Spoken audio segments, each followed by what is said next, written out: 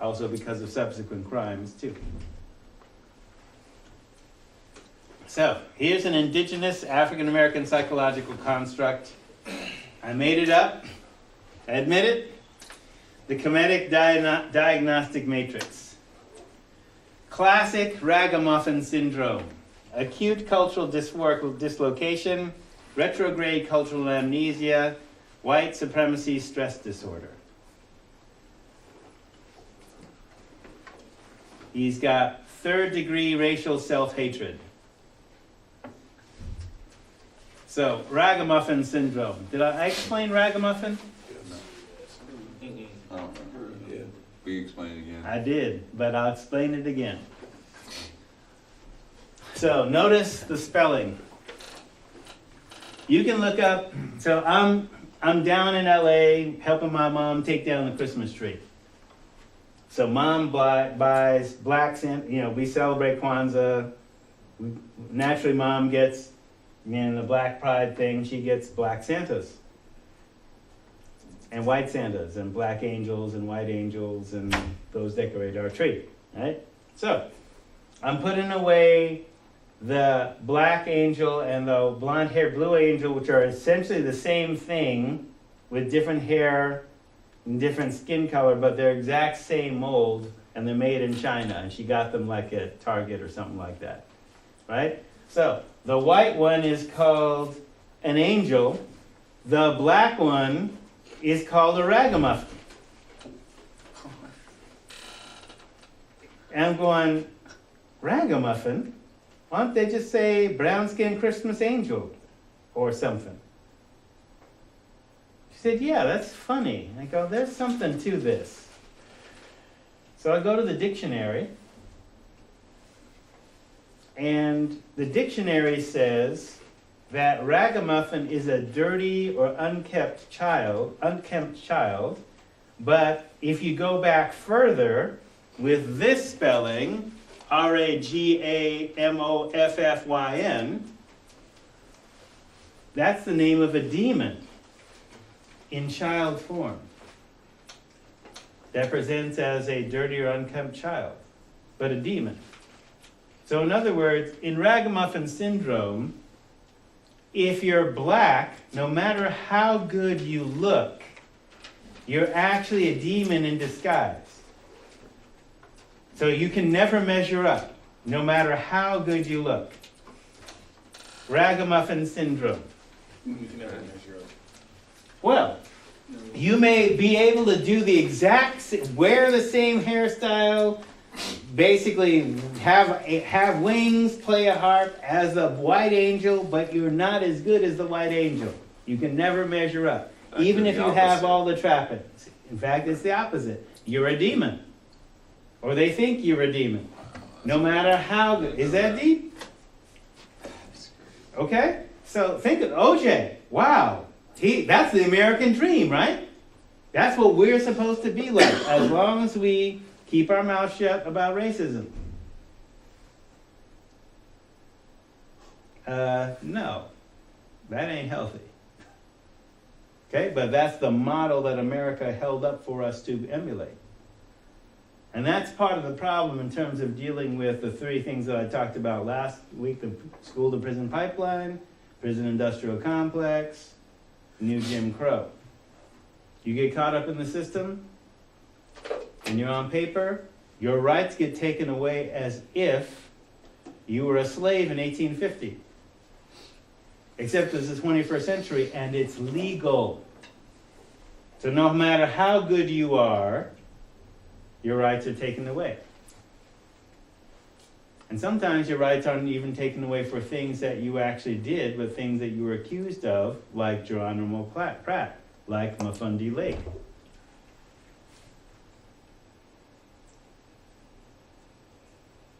I don't know if you want to do this dangerous thing, but you could Google Mafundi Lake.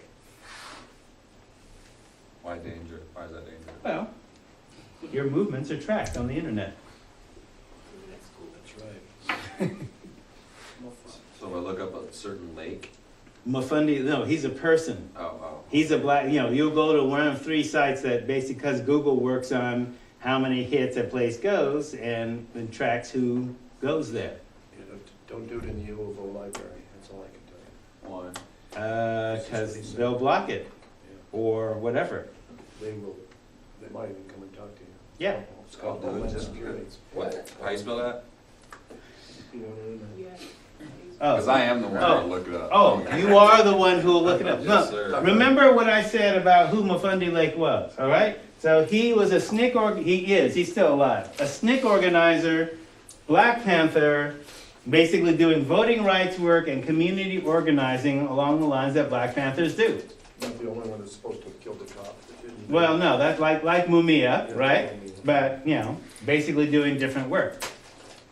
So not only would, you know, so they put him in a cell in Mississippi or Alabama with the clear intention that he be dead with 20 Klan sympathetic prisoners, Oh, that's right. and he organized them, right? Oh. That is one dangerous Negro that can do that. So we need you off the street. So here's what happened. He goes down for a date rape with a black police informant. There's no rape kit done, no physical evidence. And he's been in prison since '83. Right after 9/11, he's leading he's on, you know, basically doing a discussion about comparative religions and Islam and all that kind of stuff. And they put him in isolation because he's fomenting revolution. How you spell it? Okay?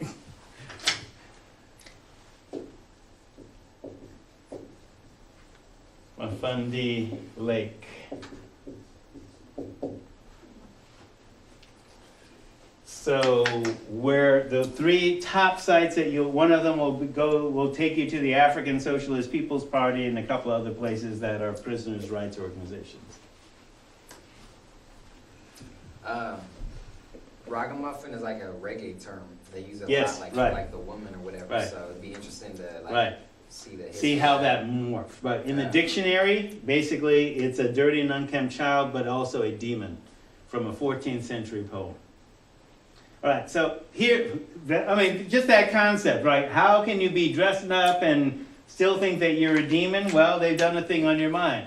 So when I say that he has third-degree racial self-hatred, that again is a category. Look, I got a psych degree, and I have an artistic license, so I can make shit up. Right? So this doesn't actually exist, but it's along the lines that DSM theory works too. What's the behavior that he observes? So, 3 degrees of racial self-hatred, just like a burn. Right? First degree, negative ideation regarding one's own race. That basically means you think negatively about who you are. Now, you think negatively, but you don't say anything. So the attitude could also be unconscious. Second degree, excessive envy and emulation of another race's cultural characteristics and denial of one's own healthy cultural characteristics. There's 2 pieces to second degree. You have to know what healthy cultural characteristics are and practice them. That helps, right? But excessive envy and emulation of another race's cultural characteristics and denial of one's own healthy cultural characteristics. So, speech, mannerisms, dress, consumer goods, etc., cultural artifacts. I once stayed in, it's probably dead now, but stayed in a Northern Blood Reserve.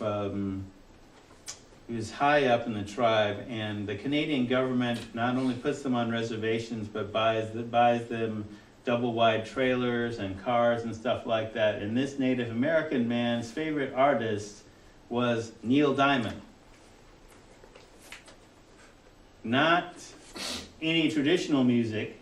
I mean, there was nothing even in the room to distinguish that he was Native American at all, except, you know, his skin color. And he picked me up hitchhiking because a black guy in San Francisco saved him from being beaten up by 2 white cowboys in a bar in San Francisco. And he was returning the favor by picking me up.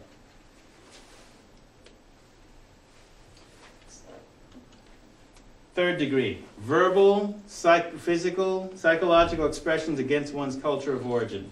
It's kind of like American History X. Right, like American History X. Right, exactly. Right, so accusing Othello Jamal Sampson of all these things: classic ragamuffin syndrome, acute cultural dysphoric dislocation, that is, he doesn't feel good about his culture and he's basically lost it. Retrograde cultural amnesia, he doesn't remember pertinent facts about who he is, and he has racial self-hatred. Retrograde, going downhill. Going back, not downhill, going back. He doesn't remember the past. Means worse, but means bad, but getting worse too, though. Yeah, he doesn't. Right. Right. And then fourth degree, cosmetic surgery, skin lightening. You know, like when I don't speak ill of the dead, but like when Michael Jackson changed his nose and vitiligo or whatever that is. I know what it is, but yeah. Excuse me. Yeah. So, I mean, can we say, because I mean, this stuff that you're talking is, it's still going on, and Oh, not only is it going on, but it's going on in Africa, it's going on in Asia. You know, where the market for skin lightening creams is biggest is not in America. It's in Africa and Asia. yeah. But what I want to do, maybe say was, is it not? Don't we have a responsibility, maybe in the homes, to like teach teach your kids about identity? Yes. Because if you let the kids go out of the home not knowing who they are, obviously people out there will tell them otherwise. But if I know my identity and I go out there and somebody's gonna tell me otherwise, because for a person like OJ, basically he didn't know who he was. That's why. No. That's why he was trying to act out as somebody else, and I think there's a big problem, because if you really don't know, if you don't have an identity, you're gonna be given an identity by the society. Right, and it might not be one of your choosing. So part of the skill set that I identify as part of an African cultural strength, particularly when they are the numerical minority, is they inoculate their children with self-defense. And part of that self-defense is knowing history in your head. There's nothing wrong with, being half, so to speak, half black and half white, if you have models for success for doing that. Like Dumas, like the Queen of England, like Beethoven, like I can name lots of folks. Okay, so part of the model, and sometimes they're accepted and sometimes they're not, by both sides. So you have to learn to deal with that too. It's a skill. Like this is a problem that the reason I bring this up, this is why we started Rites of Passage, is because here we have in Eugene where interracial marriage, particularly between blacks and whites, was illegal. Then all of a sudden you have the children of Ku Klux Klansmen rebelling against their parents' values by seeking out black people to interbreed with. I'm not making this up. I don't have to make things up. Okay, little Jamal, who's like, his grandfather's a Klansman. But, the family disowns the mom. So where does mom go? Does she go to live in the black community? Oh, what black community? No.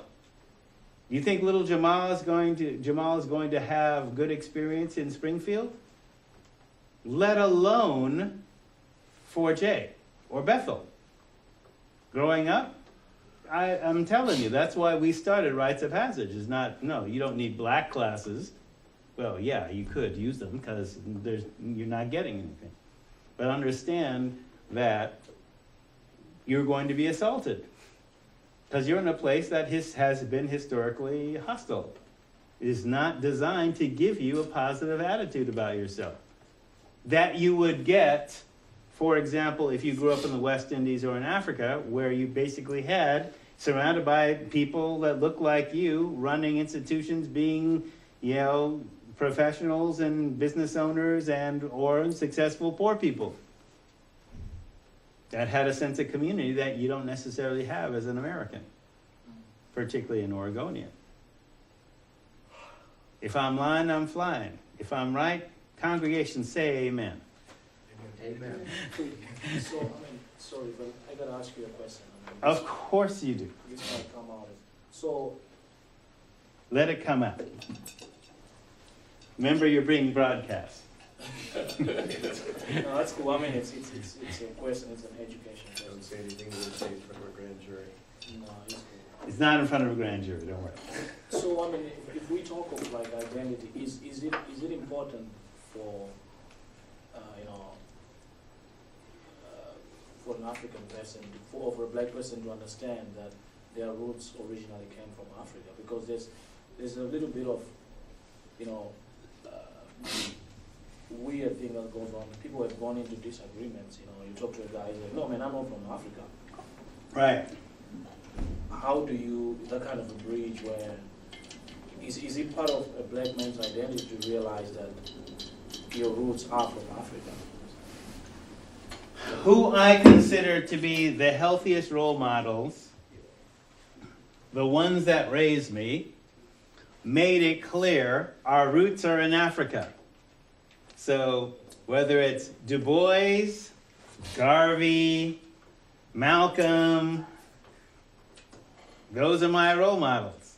Plus, the folks that raised me. Be clear. Okay, our heritage is in Africa, but we're also the Africans that mix with Native Americans. So, as far as being an American, my roots go back 50,000 years on this continent.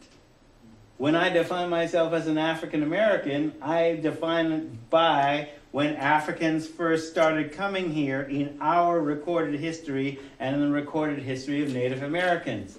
That is 2,500 years ago, before slavery.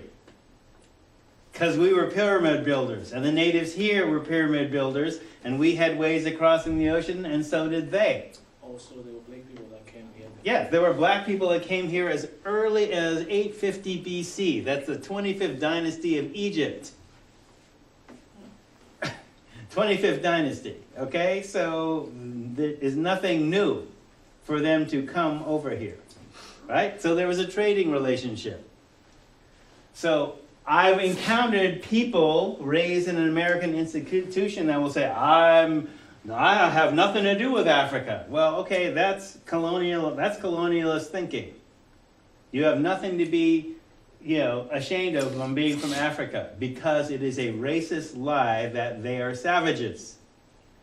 That's why you're trying to distance himself from it. Yes, there is a lot of poverty there when you go there and you see that, but the poverty that's there was not there before colonialism. It's there as a result of colonialism. Some of the problems that we have here are there as well, but we have this great American infrastructure. Look, if you got a computer, you're basically dealing with chemicals and minerals that came from Africa, where the people that mined those minerals did it for less than $1 a day. So you could have your cell phone,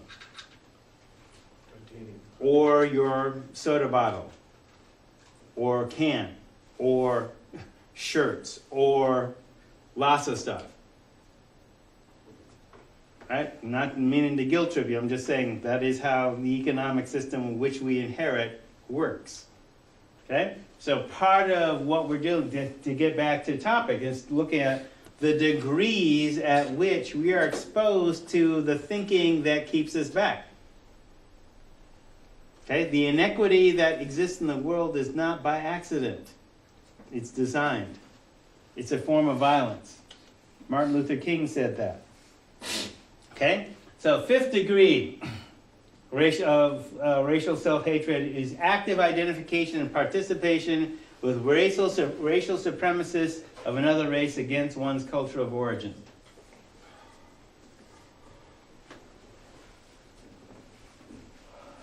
So you can actually have people, and I didn't meet this guy, but when I was working in Portland, there was this blind black brother on the radio, conservative talk radio, who brought Tom Metzger, who was basically white Aryan resistance or war.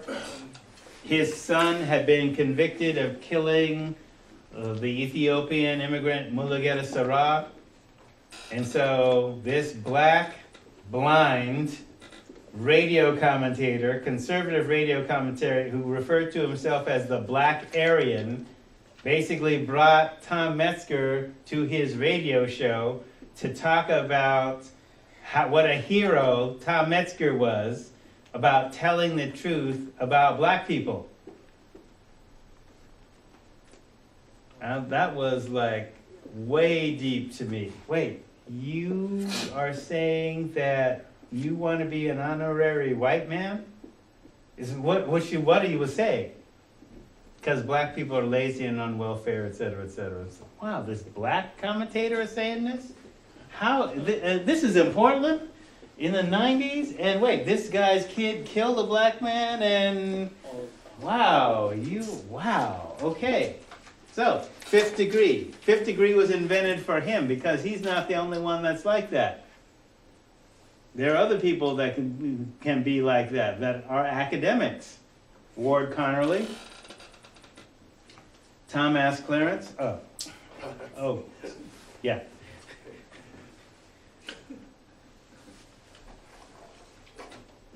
All right, so retrograde cultural amnesia, one who has forgotten their cultural past.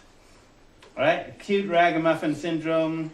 I am ashamed of my culture of origin, my race. No matter what I do, I can't measure up. White supremacy stress disorder. I am in the belly of the beast, and I'm slowly being digested. And then 3rd degree racial self-hatred. Verbal psychological expressions against one's culture of origin. So culture is the cure. So as an example, when we look at slavery, so 170 people on the top deck, 298 people on this deck, 468 total shown on the chart, with another 50 on racks above that. For 568, there are slave ships that actually could hold close to 1,000 people. This is the medium range one. This may be traumatizing, but the reason I'm showing you this is part of African-centered reality therapy as expressed in America is we start with the real and the raw first. We talk about the difficult so that you can negotiate it. Now, I make that connection. How do you escape slavery? So, if you're escaping from a ship, you need a martial art which can be practiced in chains. You need possession of knowledge of navigation. You need to overcome the crew, sail yourself back home. And this was actually done amidst 150 recorded, because there's other ones that weren't recorded, but 150 recorded rebellions on slave ships. The Amistad Affair failed because they didn't kill the crew. Now, the successful slave rebellions killed the crew and sailed themselves back to Africa, and there were some. The Amistad failed because they let the crew live, and the crew misdirected them, and they got captured by the Americans. Okay, so the message is, I'm sorry, it's not a turn the other cheek nonviolent one. Kill the slaver. Don't let the slaver have an even break. You ever read Melville's book about that? Yeah. Yeah, that was a good book. So, only when the European crew took over did they sail towards, so never give the slaver an even break. Maroons, fight slavery on land. You need knowledge of the land, and you need good camouflage.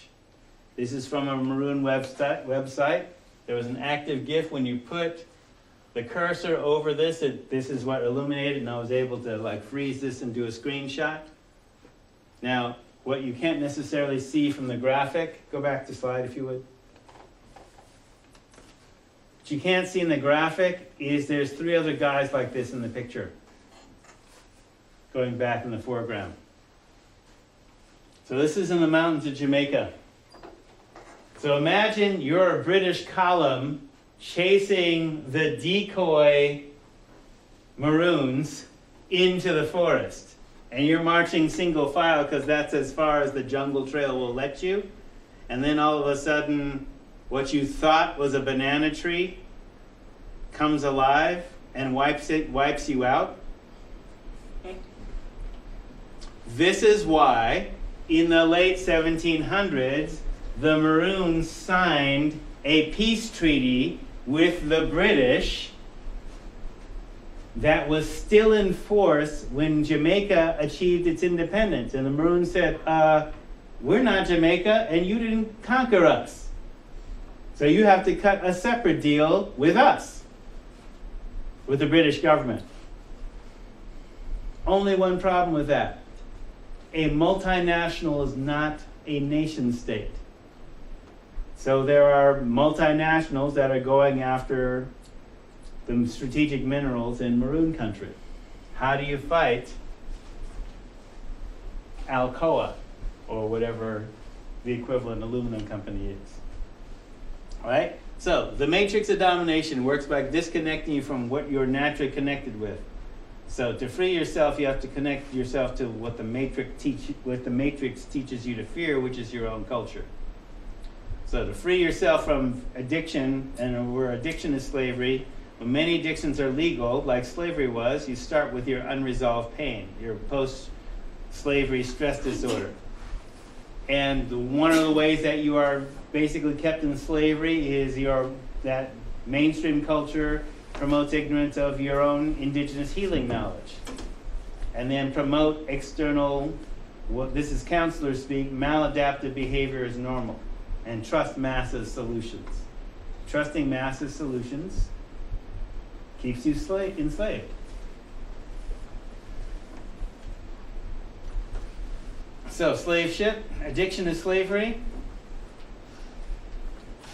That's a bottle of Hennessy. Think of Hennessy as a slave ship. Newport.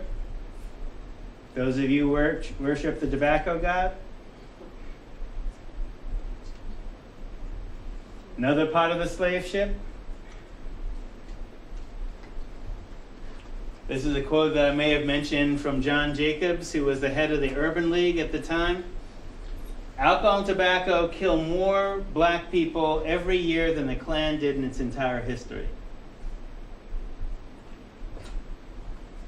So one of the things you need to understand that when there's too many liquor stores in your community, that's not an accident. When they have cool jazz festivals and Newport jazz festivals and basically sell you on smoking the most addictive and cancer-producing cigarettes, strictly to black people, that's not an accident. Don't believe those McDonald's commercials. Right. McDonald's is drugs too. It's heart disease is number 1. Heart disease and diabetes. So part of the process is it's not efficient to kill you off by lynching you. They want to make money before you do the behavior that will eventually kill you. This I call, as I called last week, autogenocide. Okay? Where you are killing yourself off at their profit.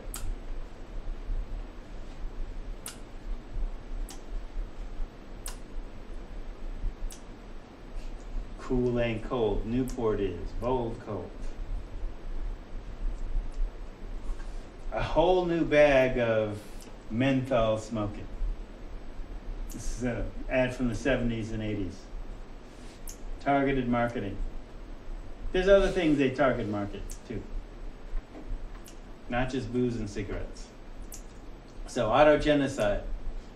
So add the prefix auto to any word and it means a thing, you can do that to itself. So genocide, systematic killing of all the people from a national, ethnic, or religious group, or an attempt to do this. Autogenocide, the systematic killing of people from a national, ethnic, or religious group by members of that group, either by violence or socio-structural violence in the form of health practices or unhealthy practices, toxic environmental exposure, economic and political forces. Now, chapter 10 within Kelly's book talks about the growing awareness of environmental racism, where toxic waste dumps are located in black communities and communities of color and produce cancers, asthma. This isn't an accident. This is a choice. And that's why many of these communities, especially if you don't defend yourself through basically like a campaign of educating yourself so that you're scientifically literate, you're not going to catch that.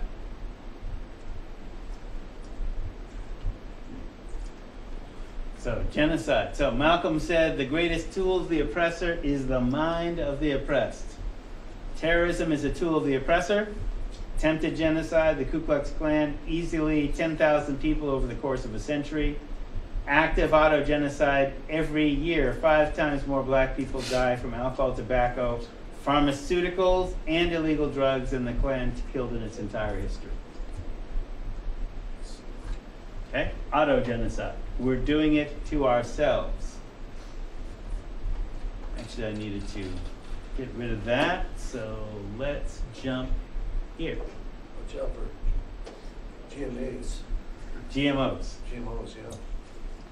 So one of the, add to what we were talking about the other day, the civil rights issue for the 21st century, not just the color line, according to Harriet Washington in her book, Medical Apartheid. Civil rights issue for the 21st century will be the broad issue of health disparities. I mentioned Washington yet? Don't think so. If your look is blank, then no. Okay. Medical apartheid. Health is more than simply physical health. It's mental health, and emotional health, and cultural health. Those disparities are part of the power structure. So the remedy is peace and justice, but you need a good analysis to focus your light and gravity carefully. So, as an example, health disparities.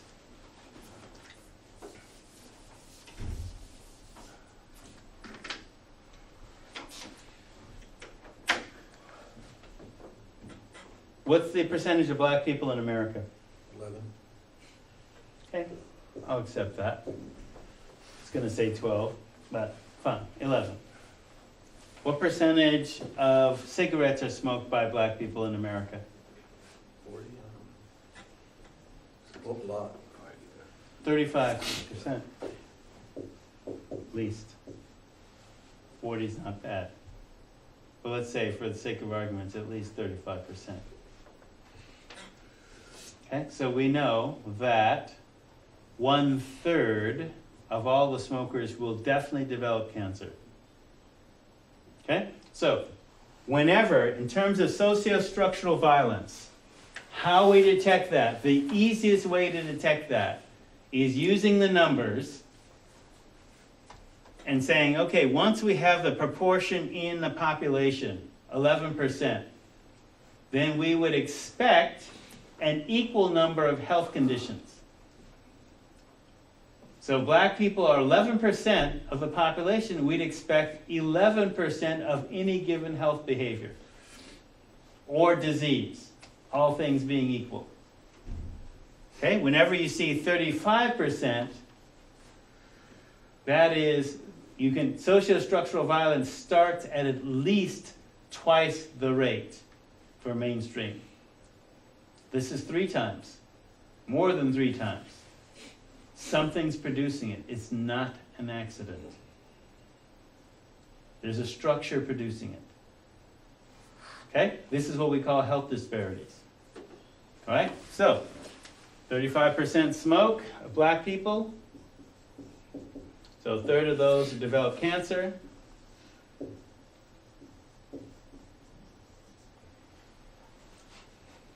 Which means, so when will their cancer get treated? When will it be detected? Not until it's 2 too 3 late. years. Not till it's too late, if at all.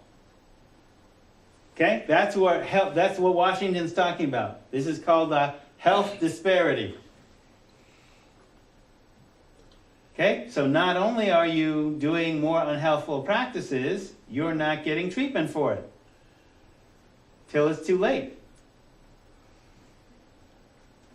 Okay, you spread that across different, so put on your thinking caps, as it were. For example, and white cops, this is from 2009. White cops kill black cops but get probation. Black cops essentially don't kill white cops.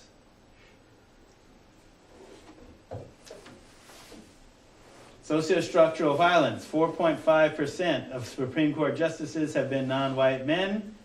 That's 5 out of 110 Supreme Court justices. 2 black men, 2 white women, 1 Latina woman.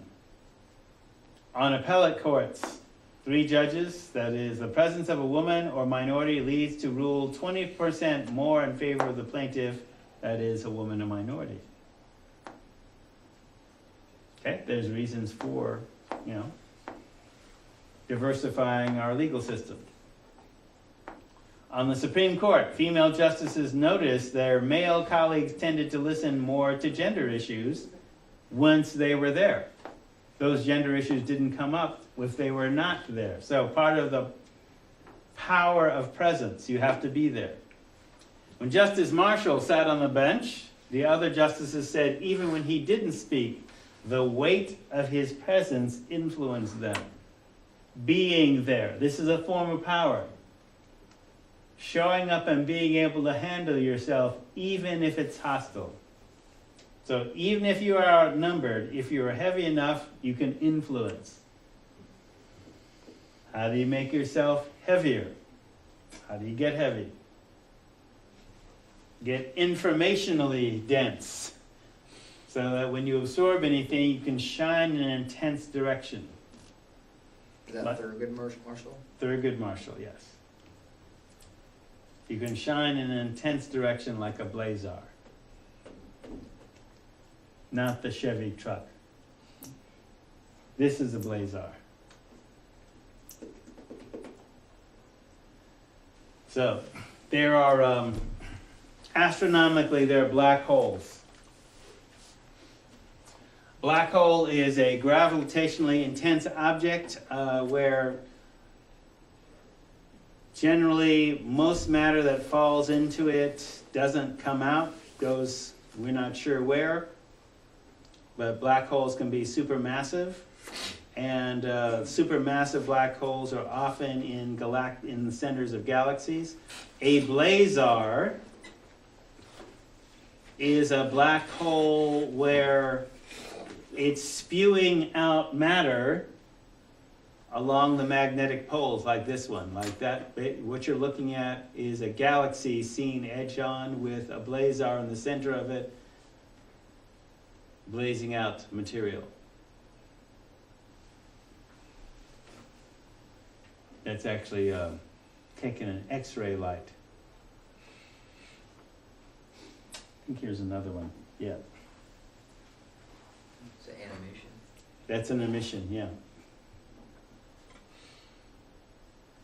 Well, actually, it's basically a drawing taken from something like this, which is an actual photograph. And they're magnetic field lines, where basically matter is escaping before it's fallen into the black hole, and what you don't necessarily see, but looking at the scale, let's say that that galaxy is 100,000 light years across, like our Milky Way, then the jets are actually extending farther than the galaxy itself. And it's holding the galaxy together because it's supermassive.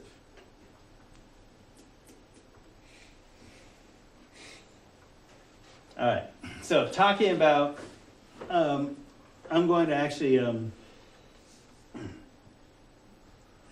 pass this by a little bit, but just to to go more into the idea of what sociostructural violence is, so that you begin to understand what happens behind things like health disparities. So this is from the book Frantz Fanon and the Psychology of Oppression. So what Fanon is talking about as a revolutionary black psychiatrist is that people are conditioned to think of violence as happening between people, between individuals.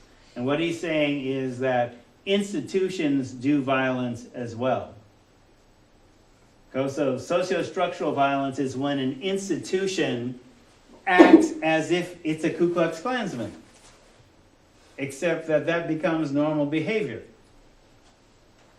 So he talks about, in this chapter, violence and Manichaean psychology. So who Manichaeans were, a religious doctrine based on the separation of matter and spirit and of good and evil that originated in 3rd century Persia and combined elements of Zoroastrianism, Buddhism, Christianity, and Gnosticism, and also a heretical Christian belief in the separate nature of matter and spirit. So why does this matter? Well, human violence occurs at a personal, institutional, and structural level. Personal violence is the easiest to discern and control, and its effects are easiest to assess. Typically, personal violence is a phenomenon of a dyad. It involves direct actions and means, like a fist or a bullet, and is restricted to place as well as time. Moreover, one can identify a specific perpetrator whose aims can be verified and a victim whose injuries can be assessed. There's usually exists a perpetrator-victim relation preceding, that is before and subsequent to, the violent incident. In some cases, violence indeed permeates the relationship as a whole. Nonetheless, personal violence permits the ordinary procedure of imputing intent, rendering judgment, and exacting retribution. And this is part of the whole chapter. So just to break this down in terms of the OJ construct. Okay, what's the difference between murder 1 and murder 2? Premeditated. Premeditated, murder 1, you thought about it beforehand, and malice aforethought, you are angry afterwards with no regret. You planned it out, you off them, you have no regrets that you offed them. Murder 1, heinous, right? Murder 2, 2nd degree, in the heat of passion. Impulse. Oh, well, you didn't think about it. Oh, and you regret it afterwards. And so on, right? That's what he's talking. That's a structure, okay, of violence, right? Specific victim, specific perpetrator. What are the consequences? So if you regret it after, you might get like a shorter time or something? Glad you asked that question. So, don't get caught up in the system, but if you do get caught up in the system, lots of people who are in the system will tell you this, and if you go to the Mafundi Lake site, he will tell you this because this is a theme. The system wants you to show remorse. If you show remorse, I'm sorry, they consider you less dangerous because you're owning up to your actions. Okay? Mafundi Lake says, I cannot express remorse for something I didn't do. But the system says, oh, you got convicted. No, I got convicted, but on what evidence? No evidence. I didn't rape the woman. You have no proof I raped the woman, except this is a woman that has convicted 2 other activists and is a police informant. Police informants have lied before. You put Geronimo Pratt in jail for a murder that you knew he didn't commit. Would his Mafundi Lake site be blocked here?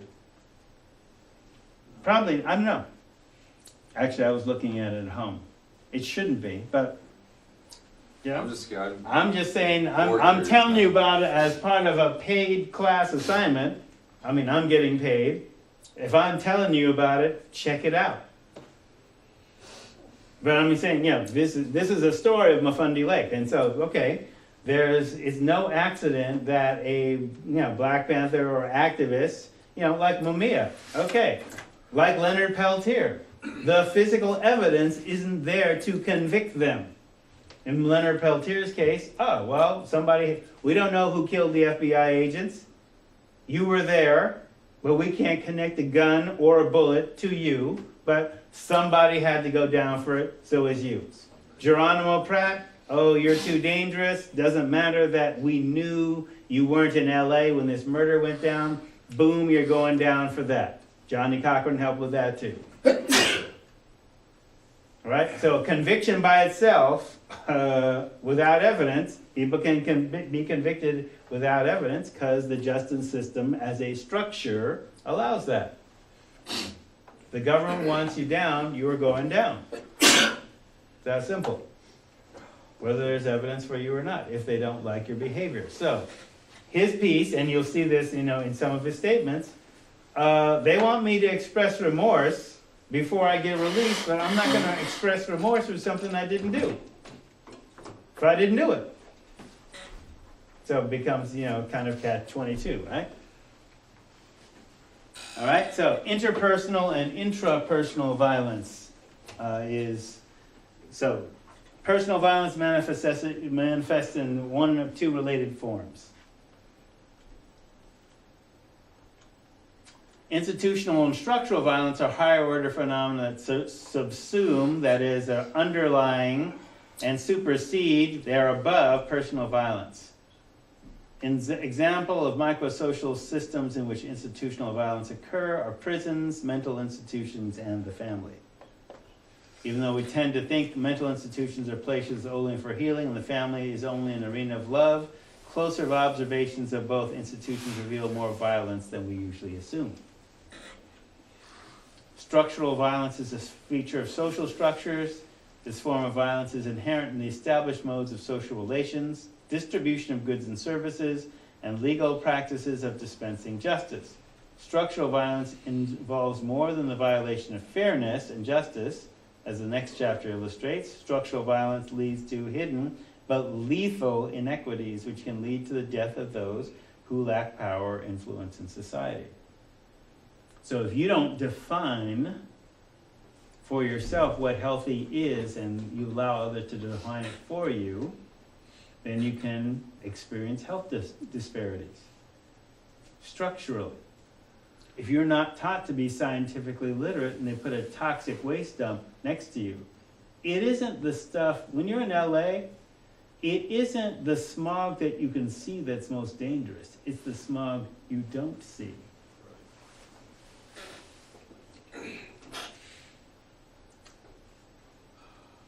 So, institutional violence and structural violence involve more complex relations.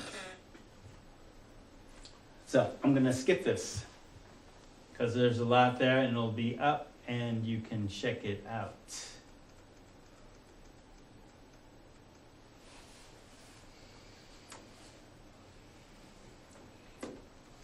But I will say this. Okay? The so-called power structure, as we used to say in the 70s, the racist power structure. The so-called power structure has power over you so long as you do not have your own empowerment, that is, power within mind. It depends on buy-in as well as divide and rule strategies over those who don't have self-mastery.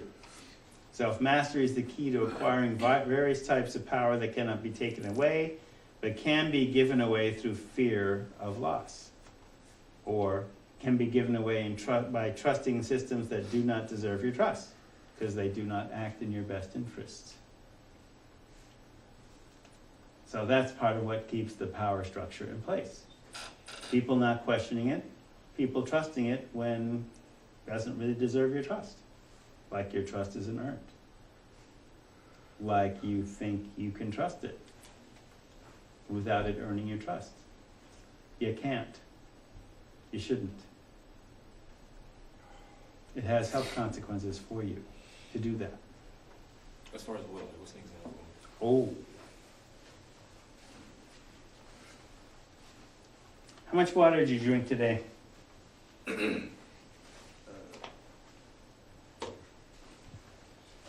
that the original container? Yeah. Where did the water come from? The faucet, I filled it up. Okay. Where's that water come from? Start with an M. Tap water? Mackenzie River. Mackenzie River. That's good water here, you're lucky. It's good water compared to LA, or where are you from? Portland. Well, LA, but Portland. Okay, all right. So you trust the municipal water supply here and in Portland, but you don't necessarily know where it's sourced from, and you don't necessarily know when it's been contaminated unless you get sick, right? You trust them to do that. And I'm not saying you question that, but if you had the ability to test the water and you found that there is a certain amount of contaminants that are allowed into it, what if that's unhealthy for you? How would you know that?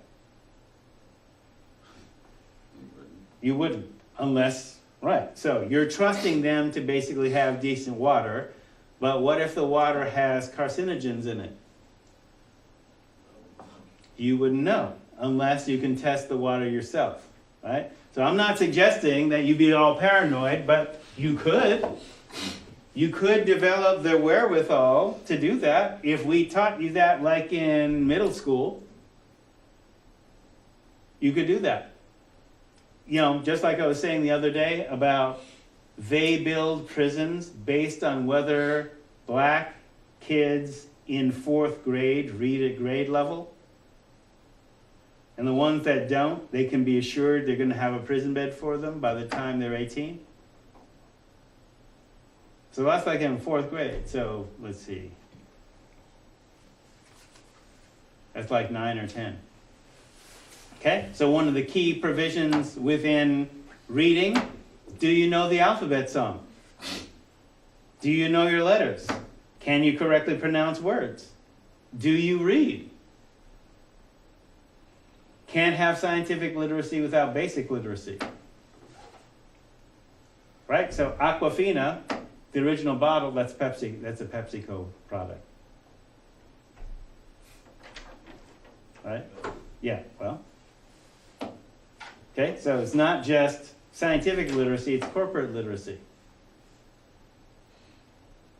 Aquafina is, I think, PepsiCo or Coca-Cola, and then the other competing one. Then there's Arrowhead, which is actually Nestle.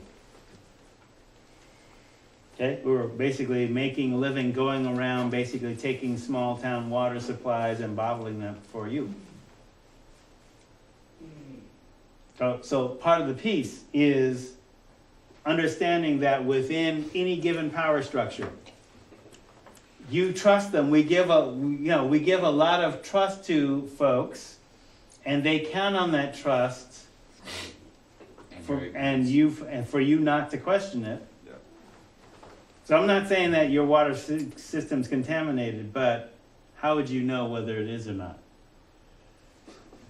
And then by the time you get sick with liver cancer or whatever, it's too late. And you become like, oh, yeah, has a loved one of you died of mesothelioma? Here, call our law firm and we'll try and get you money. That's what I'm saying. Developing the ability to question what is We just found out that and act upon it. we just found out that the berries we bought at Costco were infected with Hepatitis A. hepatitis A. Yeah, I saw that on We Facebook. bought that. We Yeah. bought some of those. We're making smoothies. Organic. Yeah, we're making smoothies out of those. But you didn't get sick, huh? I didn't get sick. We were lucky. Good. Yeah. Ooh. We're trying to be healthy, you know. They're making it hard for us. Food grade hydrogen peroxide in your water. That's good stuff right there. Okay. That could help. But, you could also test the water too. So, some tips. This is not just for black men. This is written by a black man for college success. Young black men, HBCUs, emergence of 21st century collegial black thought. By Dr. William Boone, 22 keys to academic success. Take responsibility for your education. Practice due diligence, that is, do your assignments on time. Find a mentor, be punctual, the old school punctual. If you're on time, you're late. Therefore, be early. Travel.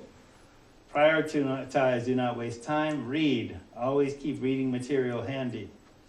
Get in the habit of taking notes inside and outside of class. Keep a dictionary.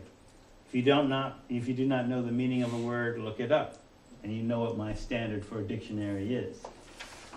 When you look up something and you want to know something, where do you go? Paper dictionary first. Internet sources like Google or Wikipedia are they're less trustworthy. You take a grain of salt with that. Oh, definitely. Okay. Especially with Tar Baby. Mm. I'll actually show you Tar Baby next time. So ask questions and network.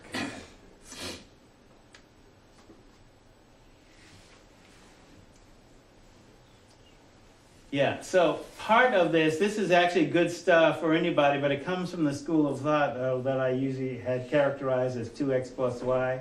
You need to know twice as much as the average privileged white man plus y. You need to know it. And so this comes from that point of view in terms of looking at these keys to academic and social success. Basically becoming a well-rounded person. And I'll put these up. This is the Million Man March from '95. So whether you like Farrakhan or not, who could call a Million Man March and actually have millions participate, whatever the march's goals? So go ahead, roll music, if you're ready to do that. And I'll put these up.